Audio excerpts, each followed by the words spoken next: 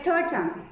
Principles related to selection of methods for in assessment. അതിൽ പറയുന്നത് generally പറയുകയാണെന്നുണ്ടെങ്കിൽ നമ്മുടെ ഒബ്ജക്റ്റീവ് ഓഫ് ഇൻസ്ട്രക്ഷനുമായിട്ട് വെൽ എഗ്രീമെൻ്റ് ആയിരിക്കും. നമ്മളിപ്പോൾ ഓരോ പേപ്പർ പഠിപ്പിക്കുമ്പോൾ ഇപ്പോൾ അസസ്മെൻറ്റ് ഫോർ ലേണിംഗ് എന്നുള്ള പേപ്പറിൻ്റെ അസസ്മെൻറ്റ് സ്ട്രാറ്റജി ആയിരിക്കില്ല ചിലപ്പോൾ സൈക്കോളജിക്ക് ഉണ്ടാവുക, അതായിരിക്കില്ല ചിലപ്പോൾ നിങ്ങളുടെ യോഗ ഹെൽത്ത് ആൻഡ് ഫിസിക്കൽ എഡ്യൂക്കേഷൻ്റെ അസസ്മെൻറ്റിന് ഉണ്ടാവും.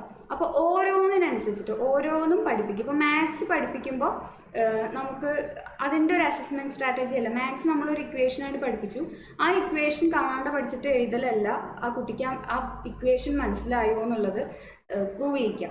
ആ കുട്ടിക്ക് ആ ഇക്വേഷൻ കൊടുത്താൽ ആ ഇക്വേഷൻ വെച്ചിട്ട് എത്രത്തോളം പ്രോബ്ലം ചെയ്യാൻ കഴിയും എന്നുള്ളതാണ്. ആ കണ്ടൻറ്റ് ആ ഏരിയ മനസ്സിലായോ എന്ന് നമ്മൾ മനസ്സിലാക്കാം, പ്രോബ്ലം ചെയ്യാനുള്ള എബിലിറ്റി ഉണ്ടോ. അതുമാതിരിയല്ല നമ്മൾ സോഷ്യൽ സയൻസിന് അസസ് ചെയ്യാം.